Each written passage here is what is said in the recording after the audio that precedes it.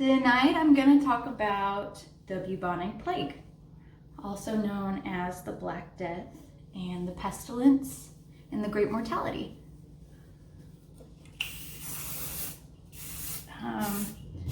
It's caused by a bacteria called Yersinia pestis, and you can get infected mainly from fleas on rats or by coming in contact with blood or tissue of animals or humans that are infected or have died from it. The bacteria survives briefly in the blood of rodents like mice and squirrels, chipmunks, prairie dogs, but it lives a lot longer in fleas. People can also become infected by inhaling air droplets from cats and humans with pneumonic plague. The bubonic plague turns into systemic or pneumonic as it gets worse. There are three forms. Bubonic, septicemic, not systemic. We're not talking about racism, we're talking about bacteria. And then there's the pneumonic, which is when it gets in your lungs.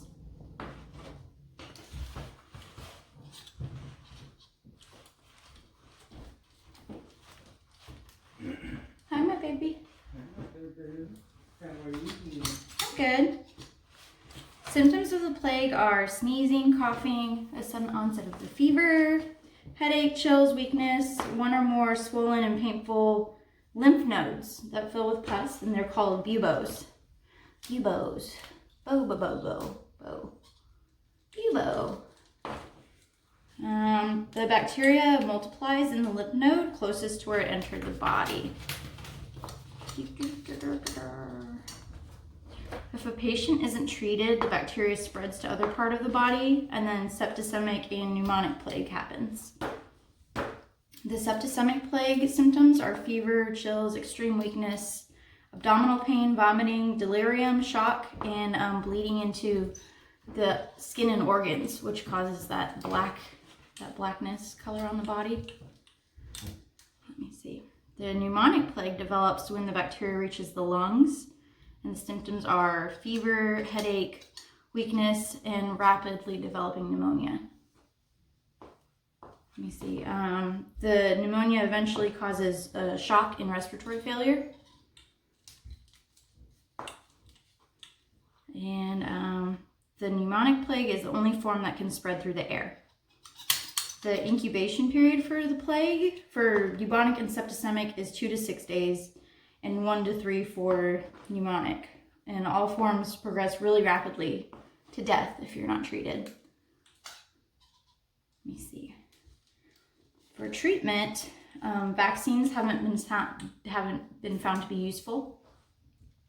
Several antibiotics are effective, including streptomycin and doxycycline.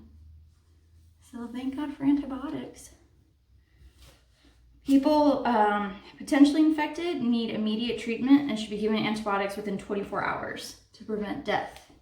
Before antibiotics, around 1941, the mortality rate of the plague was 66%, or 2 in 3 people. And the mortality rate since antibiotics is only 10%. Let me see. Other treatments include giving oxygen, IV fluid, and other respiratory support. The history.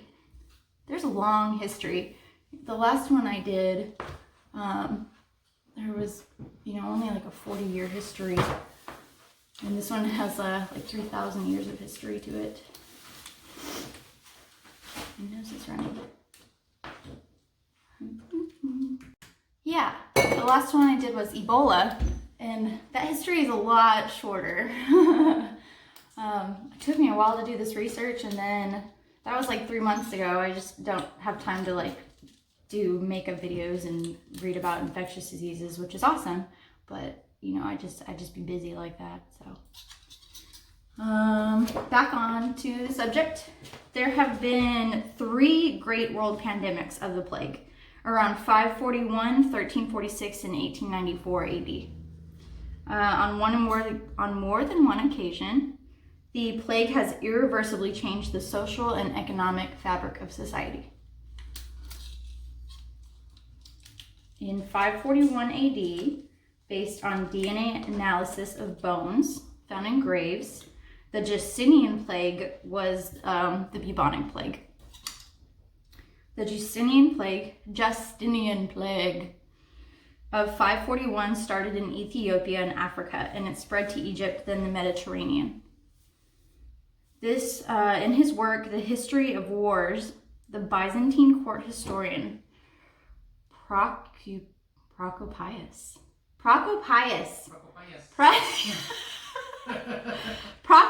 of Caesarea described people with fever, delirium, and buboes.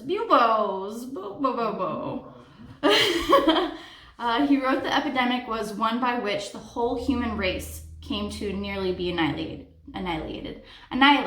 The whole human race came to be nearly annihilated. The hotspot of the Justinian pandemic was Constantinople, now known as Istanbul, Turkey. Let me see.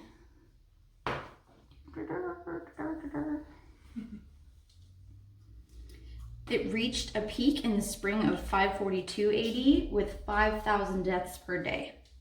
Some estimates vary to 10,000 per day, and it went on to kill over a third of the city's whole population. The victims were too numerous to be buried, so they were stacked high in the city's churches and the city wall towers. The Christian doctrine prevented disposal of the bodies by cremation. Between 542 and 546, the plague killed an estimated 100 million people in Asia, Africa, and Europe. The pandemic contributed to the fall of the Justinian reign. The disruption caused by the pandemic marked the end of the Roman rule and led to the beginning of culturally distinctive groups of society that later formed the nations of medieval Europe. How's this hair coming along?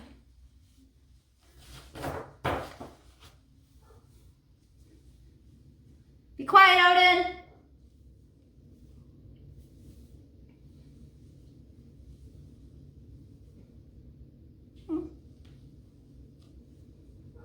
Where are we? Major outbreaks occurred through Europe and the Middle East for the next 200 years, but didn't reemerge as a major epidemic until the 14th century. National Geographic reports that during the plague of 590 AD, I can't talk tonight, what am I doing? Pope Gregory ordered unceasing prayer for divine intercession. Part of his command was that anyone sneezing was blessed immediately by saying, "God bless you." To them, since sneezing was often the first sign that someone was falling ill with the plague, by 750 AD, "God bless you" was a regular response to someone sneezing, because you might have the plague. Let me see. In 1346, the plague emerged in Mongolia. The Mongols went to Kaffa, now known as Feodosia. Just gotta repronounce everything. To fight with Italians for religious reasons, and they brought the plague with them. So Feodosia, formerly Kaffa, is on the shore of southern Crimea. Crimea River. No. It was a major seaport, and it housed one of Europe's largest slave markets. Outside of Kaffa's wall, the Mongolian army was suddenly struck with the plague. So they decided to catapult the infected bodies of their dead over the city walls to infect Kaffa. That's hardcore. Yeah. That's a whole new meaning to It's Raining Men. It's raining.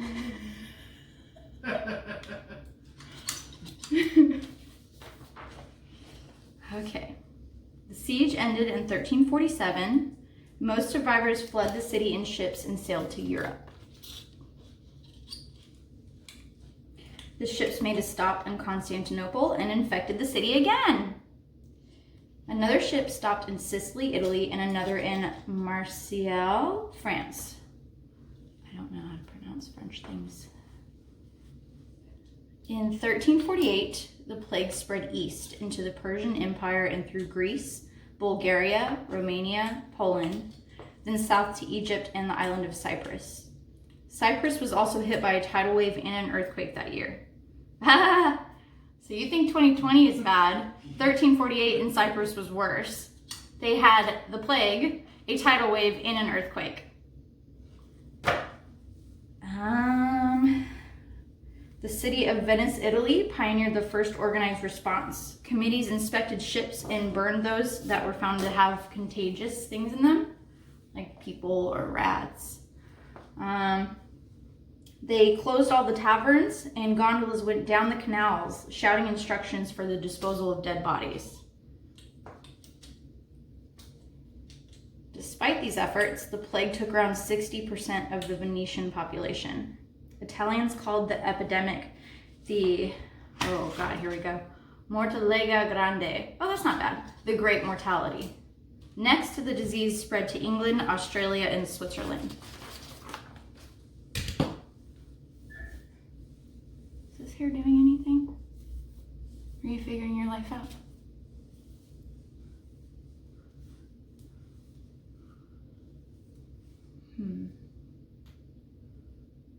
Not today. Okay. So a rumor was spread that Jewish people caused the plague by poisoning water wells. Anti-Semitism spread and Jewish communities were violently attacked throughout Germany and France. King Casimir III of Poland offered a safe haven to the persecuted Jews. There was a mass migration of Jewish people to Poland and Lithuania. Marseilles, a port city in southern France, Marseille, was also considered a Jewish safe haven. Let's just move on. My hair will be fine.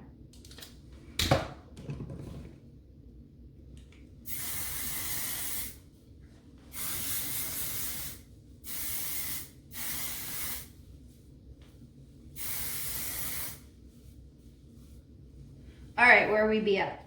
Early beliefs. Oh no, I'm not done with the anti-Semitism story. In 1349, on Valentine's Day, one of the worst Jewish massacres.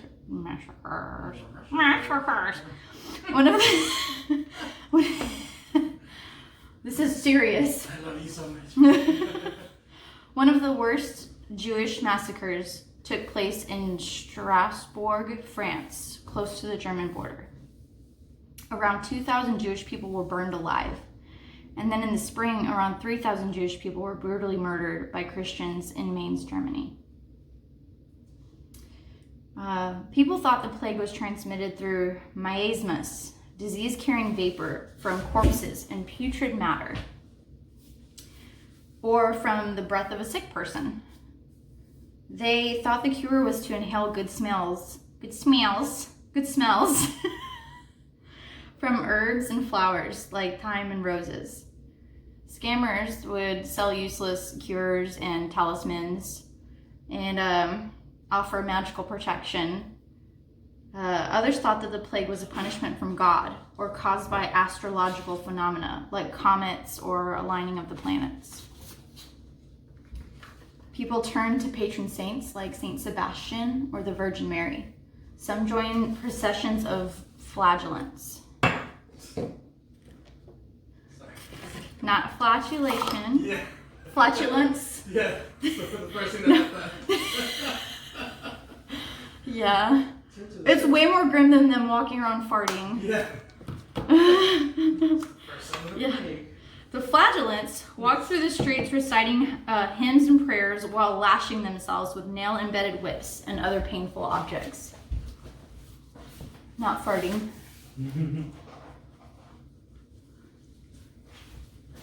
That'd be really funny. Oh. Loves you. Loves you.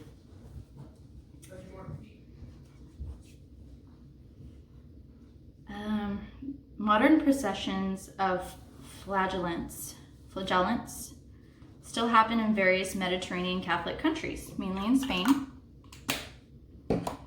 Italy, and some former colonies, every year during Lent. They also occur in the Philippines during Holy Week.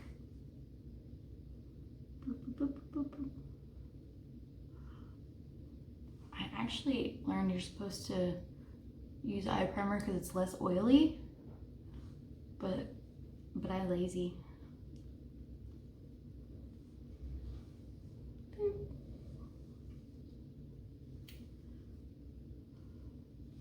Let me see.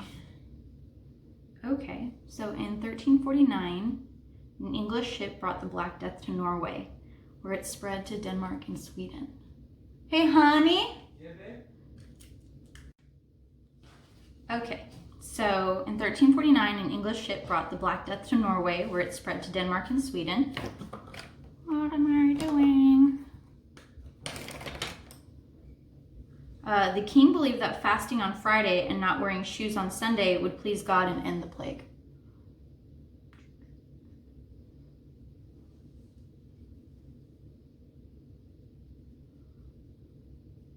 This is my lazy contouring. Just a little blushy blush. Or bronzer. This is bronzer. There we go. Boop, boop, boop.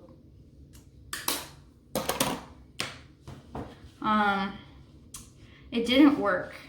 2 of his brothers died. Well, he survived, maybe it did work, I don't know. The plague moved further to Russia and Greenland and forced the Vikings to halt their exploration of North America. So I guess in the late 1300s, the Vikings were exploring North America, but they had to retreat because of all the sickness. In 1350, Scotland hoped to take advantage of England in such a weak state and planned an invasion. Let's see. While the troops were waiting on the border to begin the attack, they became infected. They decided to retreat and they brought the plague back to Scotland and killed a third of Scotland. That's what you get when you try to take advantage of people.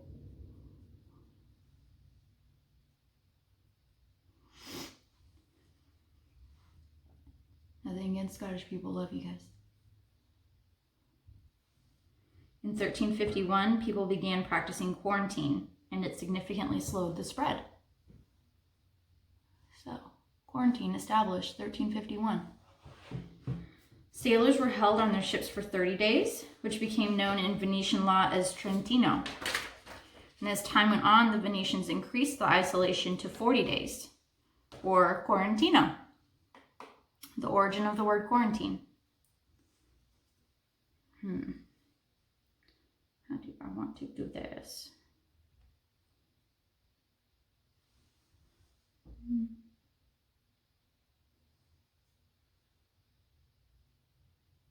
Oh, that's some brown.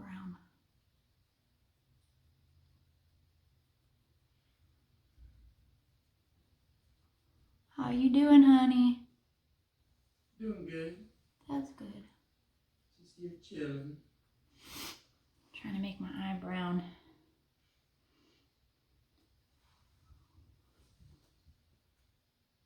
I think Windows is running again.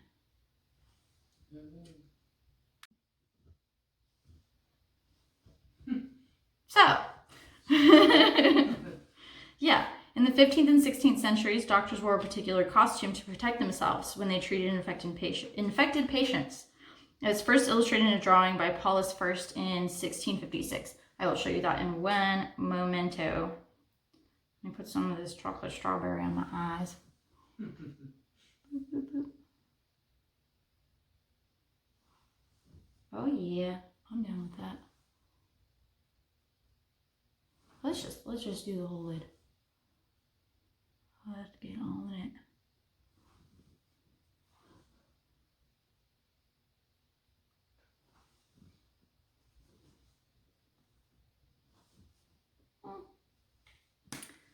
That's the more brown.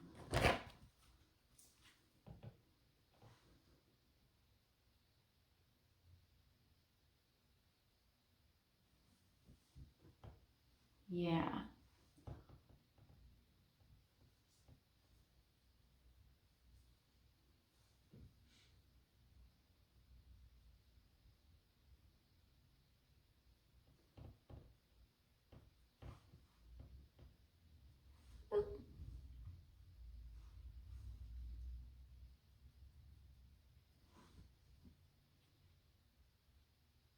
Yeah.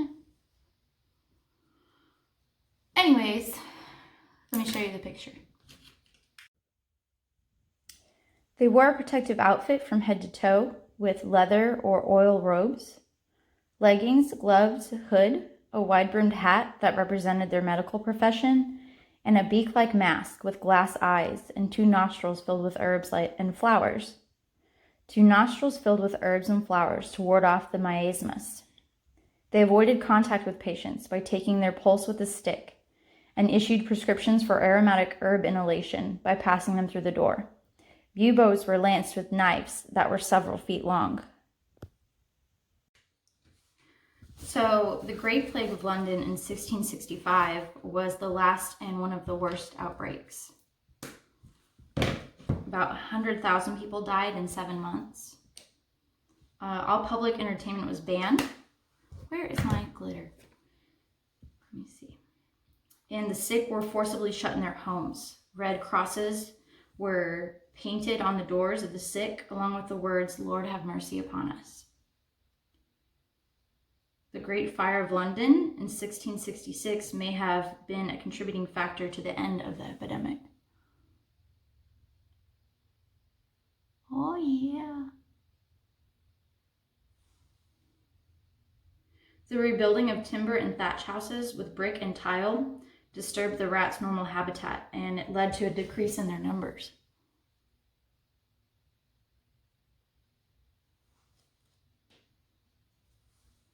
Give me the glitter.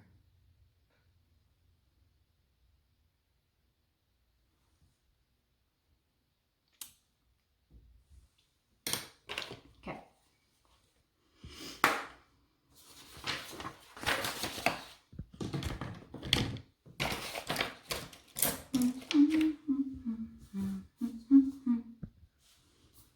The plague again caused a great social and economic upheaval. Crops could not be harvested. Traveling and trade were stopped. Food and manufactured goods became very limited.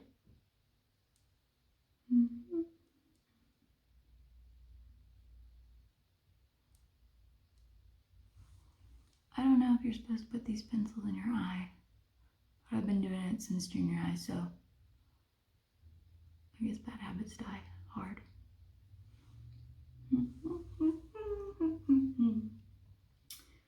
The surviving village laborers, the villains, as they were called, they extorted excessive wages from the remaining aristocratic landowners.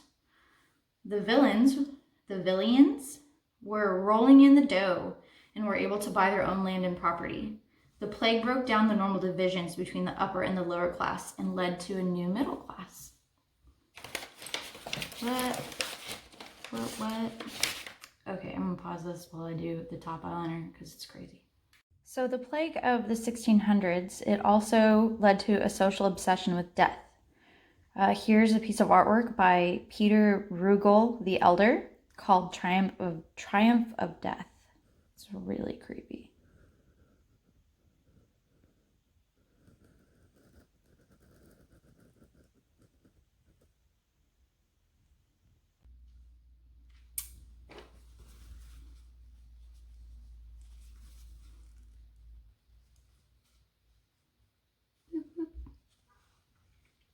Anyways, so the third pandemic of 1894, it originated in China and it spread along tin and opium trading routes. It struck the poorest people. The risk of contracting the disease was not nearly as high as we are now experiencing with the coronavirus. However, the mortality rate was way, way, way higher. By the 1880s, the bacterial revolution began, led by Robert Koch and Louis Pasteur. And they identified the microorganisms that cause diseases like cholera and tuberculosis. In Hong Kong in 1894, Alexandre Yersin discovered the bacteria, now known as Yersinia pestis. In Karachi, Pakistan in 1898, Paul Louis Simond discovered the brown rat is the primary host and that the rat flea is the main carrier of the plague.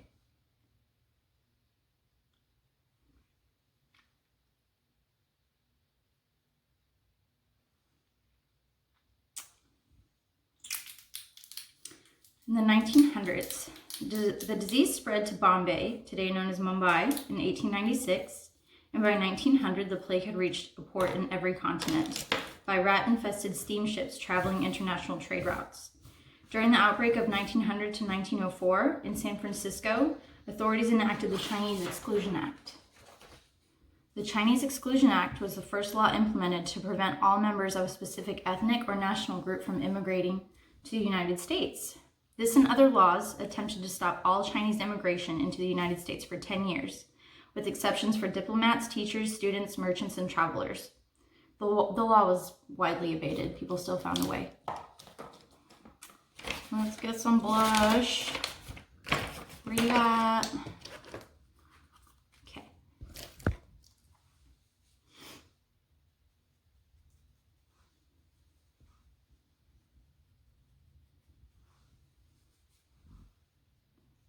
I should have put the other powder on first. Whatever. Whatevs. It all works out in the end. I am very far from a pro. It all just somehow works out.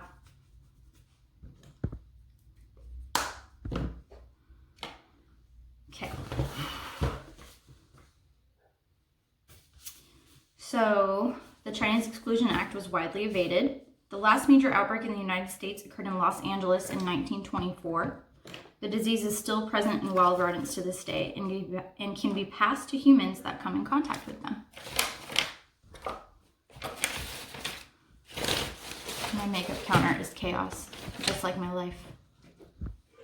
Oh, I found it. Okay. There were 12 major outbreaks of the plague in Australia from 1900 to 1925. With around 1,400 cases and 500 deaths, mostly occurring in Sydney.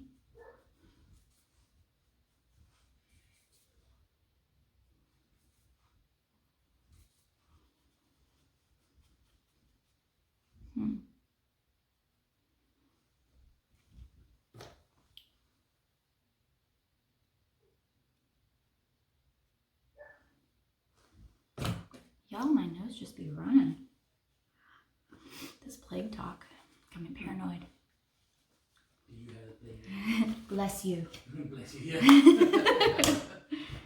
yeah. The marmot, a huge Chinese squirrel, is believed to have caused the 1911 bubonic plague epidemic that killed about 63,000 people in northeast China. The marmot was hunted for its fur. It was a very popular item among international traders. The disease fur products were traded and transported around the country and infected thousands of people along the way. Okay. Need those. So I literally just put hairspray on my eyebrow pencil. Oh, I need to get them plucked, girl.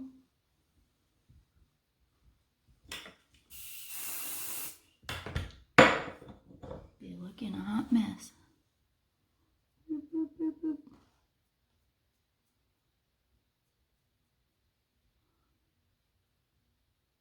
Come on, Brad. Be good. Do your thing. I'm good with it.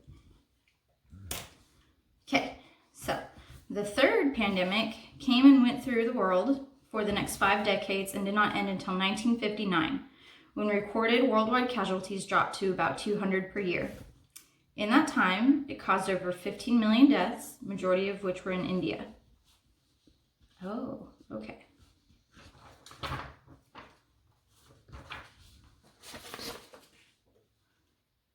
Okay, so the 1896 to the 1959 plague, majority of the deaths were in India. So Now we're going to talk about British India. Overall, the impact of the third plague was greatest in western and northern India, in the provinces then designated as Bombay, known as Mumbai, Punjab, and the United Provinces. Eastern and southern India were not as badly affected. Bombay contained one of the world's largest concentrations of poor people, with weakened immune systems and overpopulated and unsanitary slums. 1 second, please.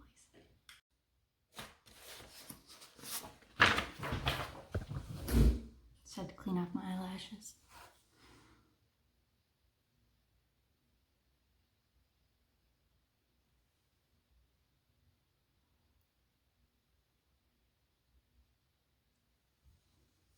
So, where was I? Okay, so Bombay contained the world's largest concentrations of poor people in overpopulated areas. No Indian people were included in any decisions that were made by the British government at the outbreak.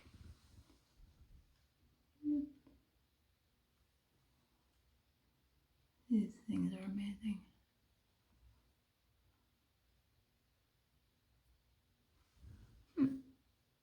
That's my hair here. Get off. There we go.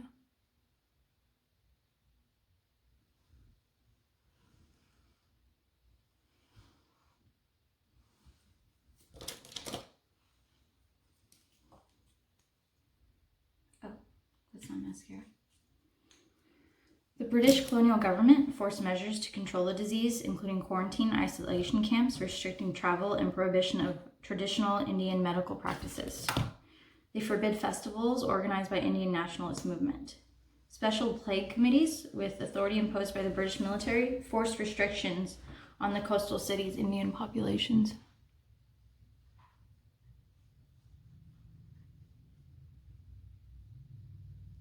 I'm supposed to blend my eyelashes with these eyelashes. Let's see.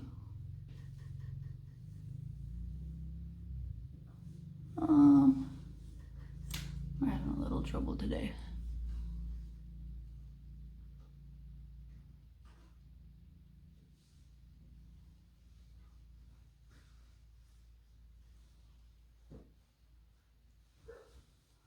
I think if you pinch them together,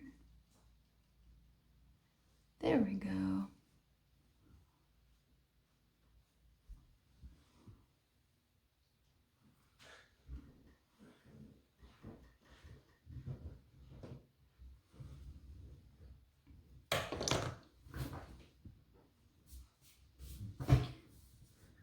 People were forced into hospitals and body searched. Floors were torn up and houses were torn down. Streets and sewers were overflowing with disinfectants. Extremely poor residents witnessed their few possessions go up in smoke, and for many people, being admitted to a hospital was viewed as one of the worst things that could happen. This was also the case during the Ebola pandemic in West Africa in 2014 and 2016. Hospitals were considered places from which only corpses came out of. Indians found these measures culturally intrusive and oppressive. Western India was one of the focal points of the Indian nationalist movement. They were demanding to have influence over decisions made for the Indian people by the British. On June 22, 1897, the Chapekar brothers, young Pune Hindus, shot and killed Walter Charles Rand, an Indian civil services officer of the British government and a Pune Special Plague Committee chairman. They also murdered his military escort, Lieutenant Ayerst. The action of the brothers was seen as terrorism, and the British government also found nationalist press to be guilty of incitement and arrested reporters. This started an armed rebellion and riots against the British in India. The riots caused the British to back down. They placed more emphasis on voluntary initiatives to stop the plague and began collaborating with the leaders of the nationalist movement. The plague outbreak in Bombay and Pune is today considered a significant event in India's path to independence. There have been further outbreaks of the plague since 1959, such as in China and Tanzania in 1983, Zaire in 1992, India, Mozambique, and Zimbabwe in 1994. When the plague hit again in Surat in 1994, thousands, including the migrants from eastern India, fled the city for safety. In Madagascar, in the mid-1990s, a multi-drug resistant strain of the plague bacteria was identified. Worldwide, between 1,000 and 2,000 cases are reported to the World Health Organization a year. California reported a case in South Lake Tahoe 2 months ago. A person also recently passed away from the plague in Baotao City, a Chinese region in Mongolia. The person ate infected marmot meat. Much has changed to prevent the reoccurrence of pandemic plagues, such as the development of germ theory, the science of bacteriology, public health measures such as quarantine and antibiotics. So shout out to the World Health Organization, Cambridge University Press, Stanford University Press, and the Journal of Military and Veterans Health and the Dictionary for this information. Shout out to Bailey Sarian, you're a queen. And shout out to Bree, my darling friend and encourager of my weirdness. I hope everyone has a Bree in their life.